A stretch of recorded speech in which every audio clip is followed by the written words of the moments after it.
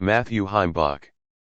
Matthew Heimbach, a founder of the Traditionalist Worker Party, has long been a gadfly in the white power movement. For years, he was considered the face of a new generation of white nationalists. On November 23, 2021, a jury found Heimbach, as well as his now-defunct Traditionalist Worker Party, guilty on charges of civil conspiracy stemming from the deadly 2017 Unite the Right rally. About Matthew Heimbach. Following his graduation in the spring of 2013, Towson University's White Student Union was folded into the Traditionalist Youth Network, TIN, a white nationalist organization that cloaked itself in traditionalism that was founded by Heimbach and his father-in-law, Matthew Parrott. TIN later evolved into the Traditionalist Worker Party, where Heimbach began to explicitly embrace more fascistic and National Socialist imagery. Heimbach had always been a gadfly within the white power movement. But between 2015 and 2018, he networked across a broader white power movement with a regularity beyond any of the movement's other recognized leaders. Then, in early 2020, he claimed to have left the white power movement. In his own words, the famous Sines v.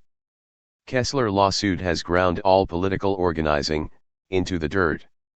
I guess I was never deposed officially, so I'm still the leader of the Traditionalist Worker Party, I guess. On the One Struggle podcast, months after Heimbach claimed to have left the white nationalist movement, on September 5, 2020. The Jewish community is working to enslave and displace all of our peoples.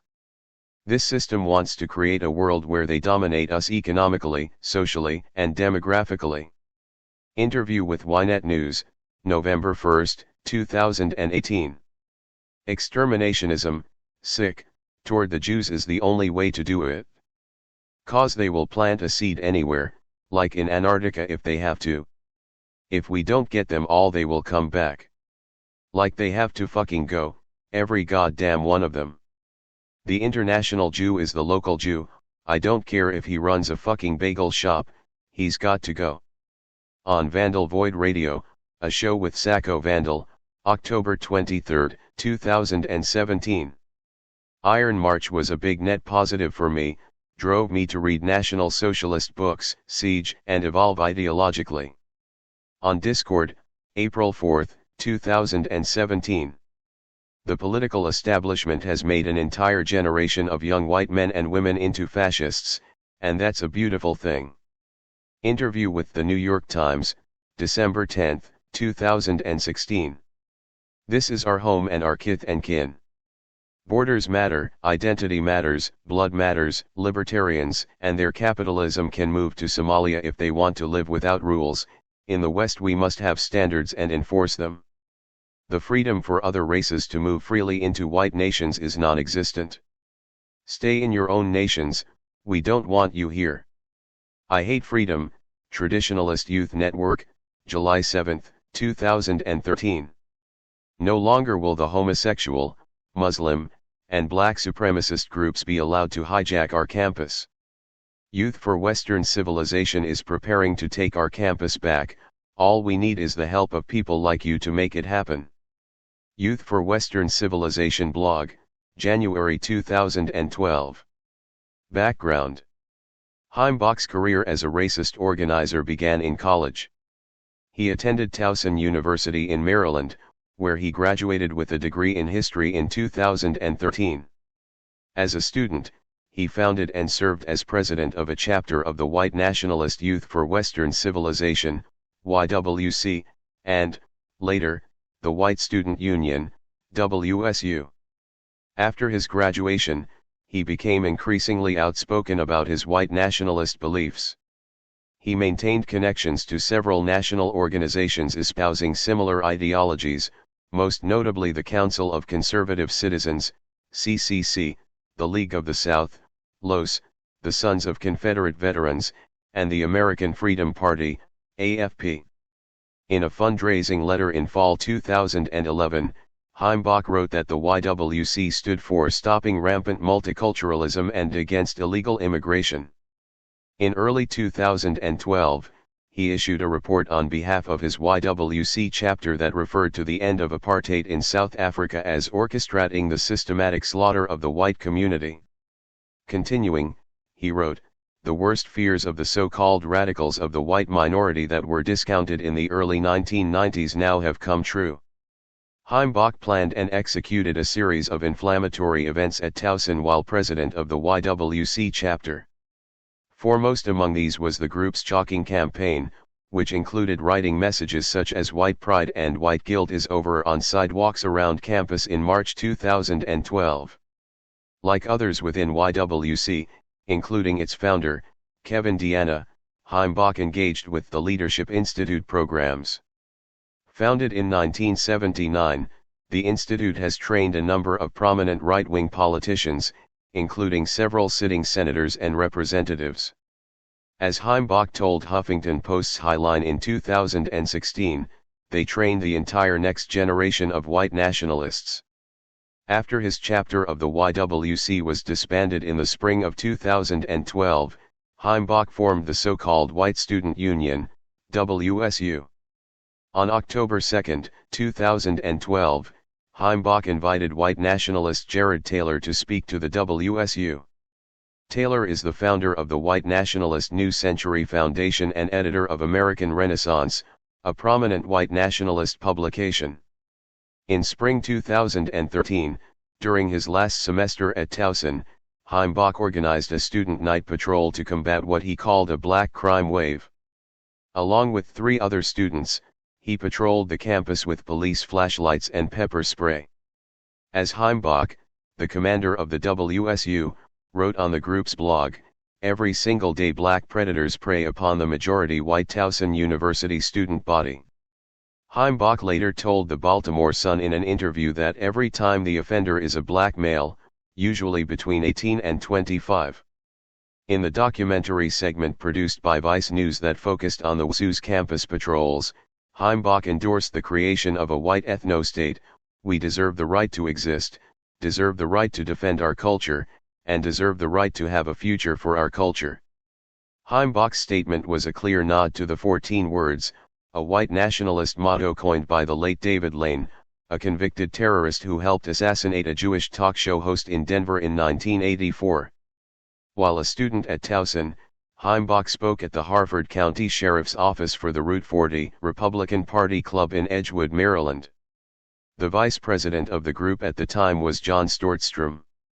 In July 2013, Stortstrom was suspended from his job as a mechanical engineer at the U.S. Army's Edgewood Chemical Biological Center in Maryland after his ties to Youth for Western Civilization and American Renaissance were exposed. From Towson's White Student Union to the Traditionalist Youth Network. On May 22, 2013, at a WSU dinner, Heimbach proposed that the group merge with Matthew Parrott's Traditionalist Youth Network, TIN, an organization that will take the message of the WSU White Student Union far beyond the confines of Towson. After graduation, Heimbach became the group's national director. On June 8, 2013, Heimbach spoke at the Racist Council of Conservative Citizens annual conference in Winston-Salem, North Carolina, while wearing a pistol on his hip. Claiming that our people haven't had a voice since 1860, Heimbach called for secession. "The system can't be reformed, nor should we try to do so," he said. "We've tried every avenue to try to resolve the race issue." Quoting Theodore Bilbo, a Klan member who was governor of Mississippi in the early 1900s, Heimbach stated, "It's separation or mongrelization." He closed with Lane's 14 words, which state, "We must secure the existence of our people and a future for white children." Heimbach has attended several of the League of the South's annual gatherings, in Abbeville, South Carolina, 2011, Wallsboro, Alabama, 2012, and Wetumpka, Alabama, 2013. The Neo-Confederate group advocates a second Southern secession, a society dominated by European Americans, and a leadership composed of Anglo-Celtic elites. At the 2013 AFP conference, Heimbach spoke alongside Thomas Lobsunik, an AFP director, Bill Johnson, The AFP chairman, Mark Weber, director of the Holocaust-denying Institute for Historical Review, Kevin MacDonald, then an anti-Semitic professor at California State University, Long Beach, who has since retired, and Michael Myers ses of the Golden State Solidarity Movement, later known as the Golden State Skinheads. In the summer 2013, it became evident that Heimbach was wading into neo-Nazi territory. He spoke at the annual Stormfront gathering in Tennessee, where he sang the praises of neo-Nazi David Duke. This followed a late August interview on Duke's radio show. In September he participated in a gathering hosted by the violent skinhead group Aryan Terror Brigade and co-hosted by the Imperial Clans of America and the National Socialist Movement. The event included a cross and swastika lighting. A photograph surfaced showing Heimbach standing under a large swastika performing the tin favorite of Olynian salute, nearly indistinguishable from a Sieg Heil, with a group of Klansmen and neo-Nazis. As a result of Heimbach's appearance at that gathering, Michael Hill, LOS president, barred him from attending a LOS rally in October and booted him out of the group. However, the ban was only temporary. Soon, Heimbach was reinstated and made LOS's training director. By spring 2014, Heimbach and Parrott found themselves embroiled in a new kind of controversy, one that involved their adopted faith, Eastern Orthodox Christianity. On April 21, 7 days after Heimbach was formally received into an Antiochian Orthodox church near his home in Indiana, images surfaced of Heimbach wielding a wooden Orthodox 3-bar cross while bludgeoning an anti-fascist activist. The event took place during the city's Slut Walk, an annual rally against rape culture. Several days later, on April 29, the parish priest at the church Heimbach and Parrott had been attending issued a formal statement calling upon Heimbach to cease and desist all activities, both online, in print, and in person, promoting racist and separationist ideologies. The pair were subsequently excommunicated. Though Parrott and Heimbach stepped down from their posts at TIN, passing the reins to Thomas Buell, their departure from white power organizing was brief. Despite being formally sanctioned by the church, Heimbach's steady activism continued and was highlighted by a presentation at the annual Stormfront Smoky Mountain Summit. The speech contained many familiar white nationalist talking points, such as claims about the purportedly Jewish-controlled U.S. federal government and scathing indictments of affirmative action. Some of Heimbach's other points, including the idea that America was born of a secret partnership between Freemasons and the Jews, were not received as warmly by onlookers. Heimbach's presentation stirred up controversy among some attendees, particularly the Knights of the Ku Klux Klan leader and well-known Christian identity pastor Tom Robb, who said of Heimbach, "Speakers should be experienced, grounded, mature, and employ wisdom, otherwise they will never inspire others or be able to give a vision for others to grasp. Perhaps Matt will someday become sick those things, but until then he needs to humble himself and seek wisdom, both of which he, at this time, lacks." The following September, Heimbach married his girlfriend, the stepdaughter of Matt Parrott, co-founder of TIN. Despite Heimbach's excommunication, the two were married at an Orthodox church in Greece. They honeymooned across Europe, where they met with leaders of several far-right political parties including Greece's violent Golden Dawn neo-Nazi group and the Czech Workers' Party, even speaking at a political rally for the latter. TIN activities increased in 2015, including several protests against speaking engagements by Tim Wise, a well-known anti-racism activist, and a demonstration with members of the LOS at a panel centered on Russia at the annual Conservative Political Action Conference. Around the same time, Heimbach and Parrott also put forward some suggestions on how to live a life grounded in the principles of an ideology they referred to as traditionalism. They did so through a series of articles titled Becoming a Legionnaire. Though their vision was not officially affiliated with any particular religious movement, the group's focus on crafting a white nationalist lifestyle rooted in traditionalism mirrored the self-proclaimed, albeit heretical, Orthodox faith of key members of the group.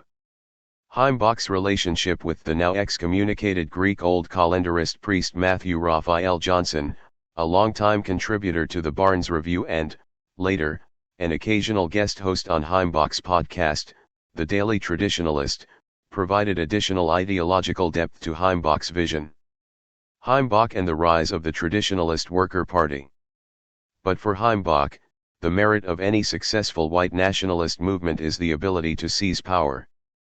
To that end, in January 2015, Ting created its own official political wing, the Traditionalist Worker Party.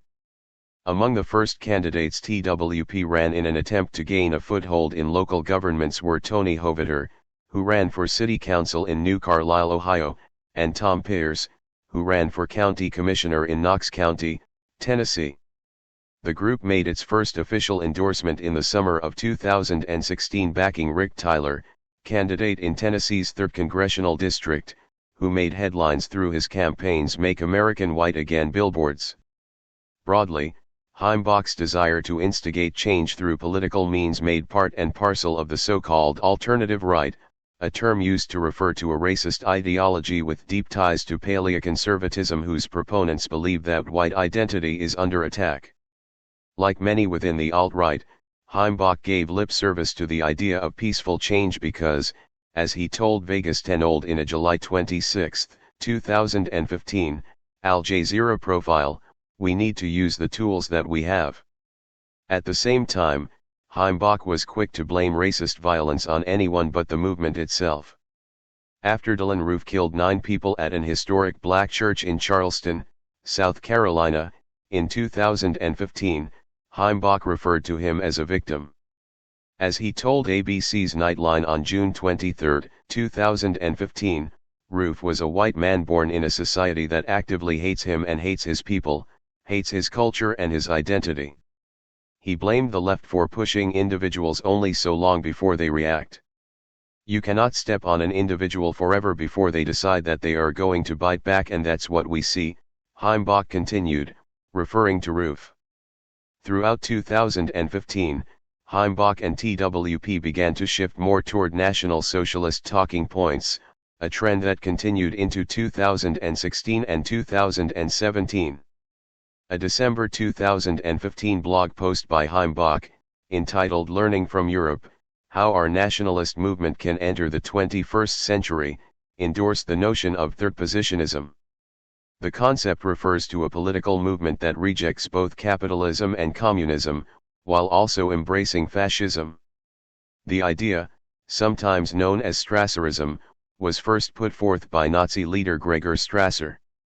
Although Strasser was an early member of the Nazi Party, he was assassinated by fellow Nazis in 1934. But Heimbach's efforts to build bridges within a white power movement ridden with infighting through the Aryan Nationalist Alliance, ANA, later renamed the Nationalist Front, NF, formalized this shift. The ANA, founded in July 2015, brought Heimbach and TWP into close cooperation with the National Socialist Movement, NSM, and a number of Klan, skinhead and other white power groups. As Ten Old pointed out in his 2018 book, Everything You Love Will Burn, Inside the Rebirth of White Nationalism in America, which lent a great deal of focus to TIN and TWP, Heimbach portrayed himself as instrumental to NSM's later shift away from overt neo-Nazi imagery. But rebranding did little to separate Heimbach or the neo-Nazi, Klan and other groups associated with the ANA, and later the NF, from their own violent actions. Heimbach, for his part, was caught on video, alongside 2 associates, at a Trump rally in Louisville, Kentucky, violently shoving and screaming racial slurs at a black woman, who was there to protest then-candidate Trump. He was summoned to appear in court in Kentucky on June 14, 2017. About 1 month later, Heimbach entered an Alford plea, which made it possible for him to accept the consequences of a guilty plea without stating he was guilty of a particular criminal act. He was requested to pay a fine of $145 and attend anger management classes, according to The Guardian. Heimbach's coalition approach suffered one of its first major setbacks in summer 2016. Golden State Skins, GSS, a racist skinhead group in California, agreed to hold a joint rally with TWP on June 26, 2016, which Heimbach bailed on at the last moment for an ANA meeting. Though the event went on, TWP and GSS members found themselves embroiled in a violent confrontation with anti-fascist counter-protesters in Sacramento, California, as Heimbach stood safely halfway across the country. Failing to show up for his own TWP-sponsored event, as Hate Watch reported, did not stop Heimbach from fundraising for his comrades in GSS almost immediately after the rally. In the end, it was GSS, not TWP, that suffered the consequences of that day. Two members of the group, William Scott Planer, 34, and Nathan Lowery, 28, were arrested on charges related to weapons, vandalism, and fleeing justice some 13 months later, in July 2017. Though the charges were unrelated to the event in Sacramento, the violence undoubtedly resulted in the group earning increased focus from law enforcement. A few months later, Heimbach's outreach circuit brought him to Hammerfest, the annual gathering of the ultra-violent racist skinhead group, the Hammerskin Nation, which was held in Georgia that year. One former Hammerskin was severely beaten at the event. According to Ten Old's account of the event in Everything You Love Will Burn, Heimbach's appeal to the dangers of imperialism and centrality of Bashar al-Assad to their movement did little to rouse the masses of skinheads. On November 5, 2016, Heimbach traveled to Harrisburg, Pennsylvania, to announce the ANA's rebranding as the National Front. The event featured speakers from Klan groups, the NSM, the American Freedom Party and others. TWP and the alt-right sweep into the Trump era. Trump's electoral win brought a new wave of inspiration and fervor to the white power movement. Heimbach and TWP swept into the Trump era with bold plans and claims about the imminent arrival of their white ethno-state. As he told the New York Times in December 2016, the election cycle was evidence that political establishment has made an entire generation of young white men and women into fascists. In January 2017, Heimbach's charm offensive brought him to Iron March, a neo-Nazi forum that helped birth the neo-Nazi group Atomwaffen Division, AWD. Heimbach used his brief tenure at the forum to promote events, including TWP's April 29, 2017, rally in Pikeville, Kentucky, and explain the development of the ANA/NF. On May 22, 2017, he penned an expression of solidarity for our fallen comrades, referring to the murder of two AWD members, allegedly at the hand of their fellow neo-Nazi, the 18-year-old Devin Arthurs. Around the same time as the rally in Pikeville, Heimbach cited the neo-Nazi forum as heavily influential on his own thought, writing in TWP's Discord server on April 24, 2017, that Iron March has been a big net positive for me, drove me to read National Socialist books, Siege and Evolve ideology. This same ideological evolution appeared in TWP's own rhetoric throughout 2017. By fall, the party explicitly described itself as a revolution, governed by the principles of National Socialism. Despite long-running distrust between Heimbach and another alt-right figurehead, National Policy Institute President Richard Spencer, TWP emerged as a core organizer in the deadly 2017 Unite the Right rally on August 12, 2017. Heimbach and other NF members were promoted as speakers. Jason Kessler, the lead organizer of the event, invited Heimbach in May of 2017, according to evidence made available through the Signs v. Kessler civil trial against Unite the Right organizers. I want to invite you and pick you brain about how to conceive this thing, Kessler told Heimbach over text message on May 22, 2017. On November 2, 2021, Heimbach testified in the Signs v. Kessler trial that Kessler had requested he contact two violent skinhead groups, the Hammerskins and Blood and Honor Social Club. Heimbach described both groups as rough around the edges. Racist skinhead groups like the Hammerskins and Blood and Honor Social Club have often been referred to as the shock troops of the modern white supremacist movement, whose raison d'etre is to promote hate violence and enact it. In 2012, Wade Michael Page, a member of the Northern Hammerskins, murdered 6 worshippers and wounded 4 others in a Sikh temple in Oak Creek, Wisconsin. More recently, in December 2018, police arrested 9 people, including Travis David Conder, the head of the hate music label American Defense Records, who rallied alongside Hammerskins at Unite the Right, at a bar in Washington state after law enforcement said they attacked a black DJ. Members of Blood and Honor Social Club, for their part, have held connections in the past to Blood and Honor/Combat 18, a network that has been outlawed as a terrorist organization in multiple countries. I believed he wanted to invite organizations that would have a deterrent effect, Heimbach said of Kessler in an exchange with prosecutor Karen Dunn, according to a Rush transcript from the journalism collective Unicorn Riot. Later in his testimony, Heimbach also claimed he reached out to comrades in Greece to see if representatives from the Golden Dawn, a neo-Nazi political party whose leadership was later found guilty on multiple criminal charges, including the 2013 murder of an anti-fascist rapper, would be interested in attending the rally. Heimbach and TWP organizers prepared for the rally in Discord chats, where they discussed training and preparing for violence. Its members wore all black in part because, as Heimbach stated during a deposition during a civil trial against the organizers of Unite the Right, it was not a good look for blood to be visible on clothing. According to a massive archive of TWP and Charlottesville-affiliated chats made available by the independent media site Unicorn Riot, Heimbach excitedly told TWP members as early as July 23 that the event was gonna be epic. Our official TWP riot shields arrived.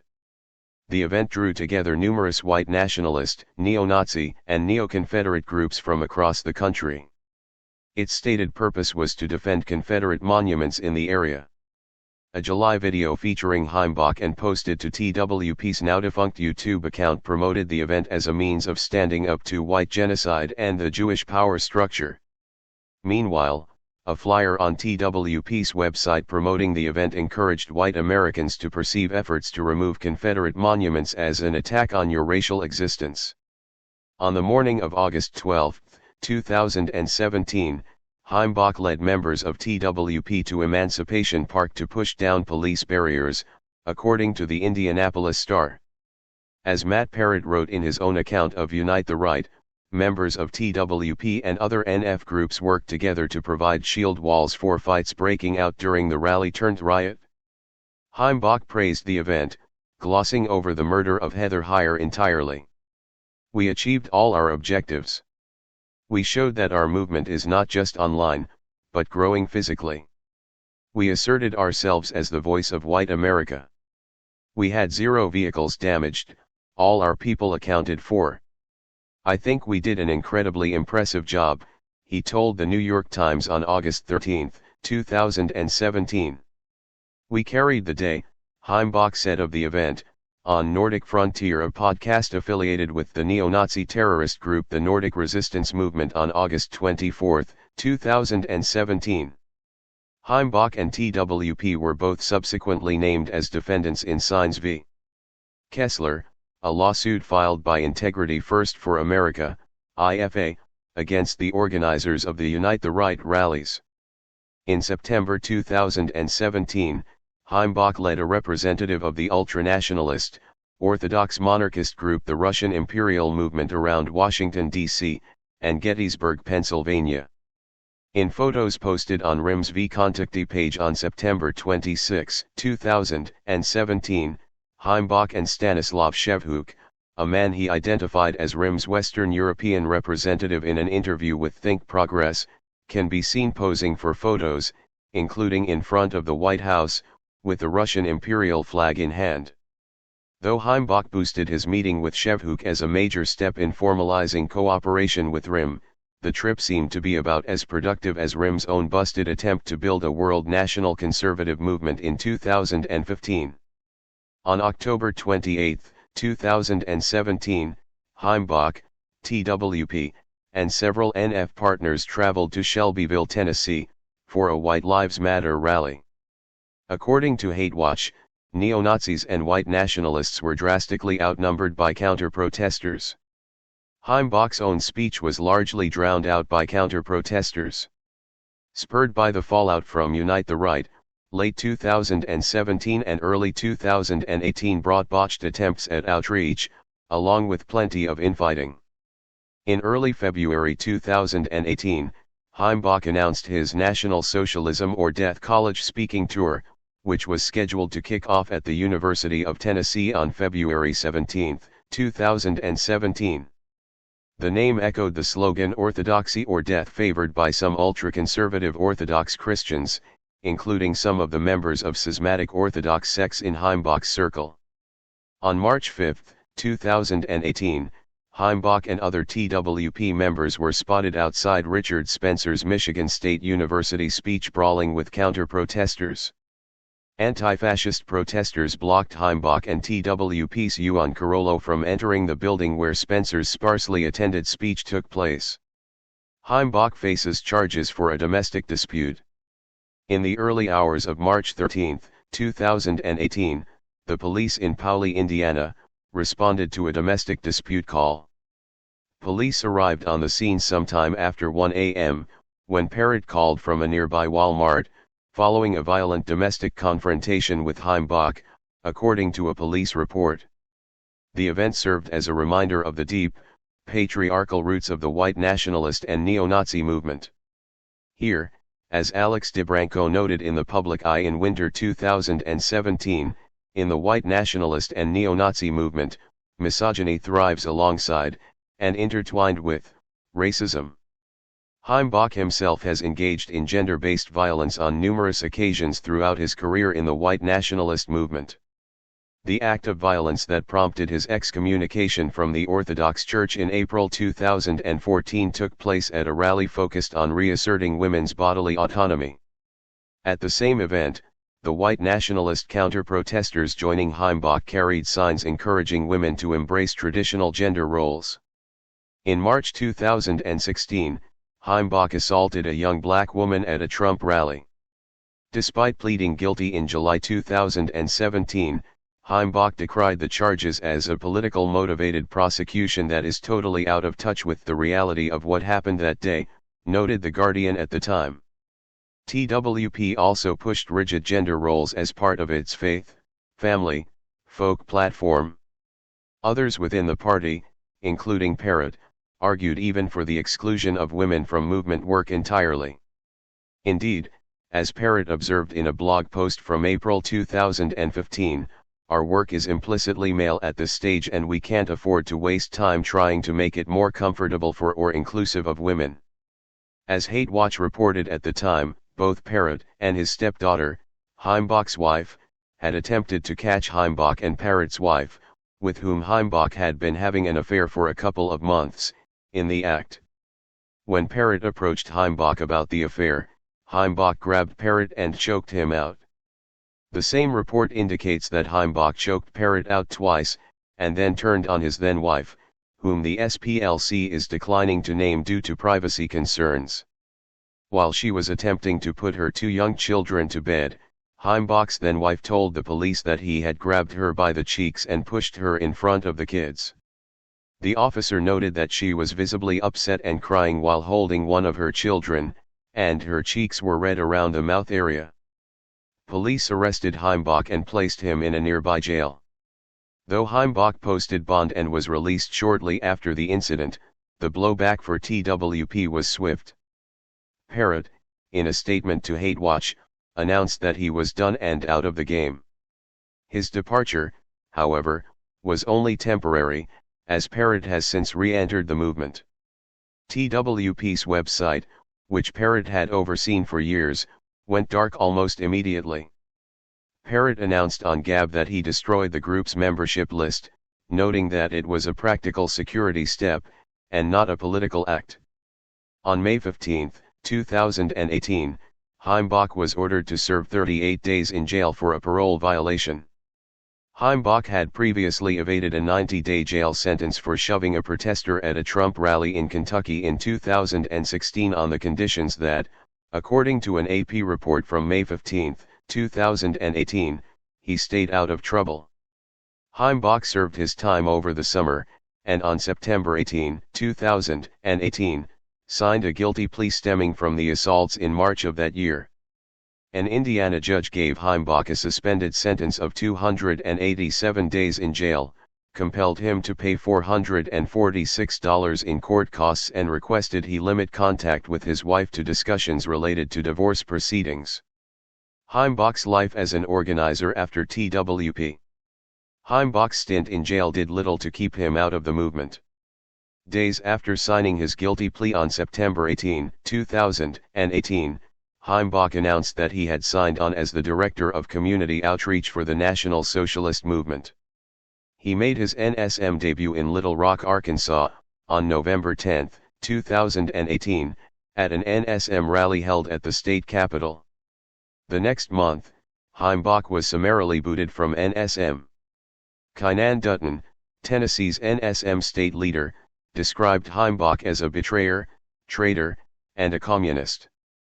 Heimbach re-emerged in late 2019 with a new venture supporting political prisoners. The group was first dubbed the National Socialist Charitable Coalition, NSCC, but has since changed its name to the Global Minority Initiative, GMI. The group lists a number of violent offenders in its registry of prisoners. It also lists several active prisoner support campaigns focused on aiding former members of the Order, Bruder Schweigen, the Base, the World Church of the Creator, and Atomwaffen Division. On March 3, 2020, GMI announced on Gab that Heimbach had left the group. Less than a month later, Heimbach announced he was no longer involved with the White Power movement.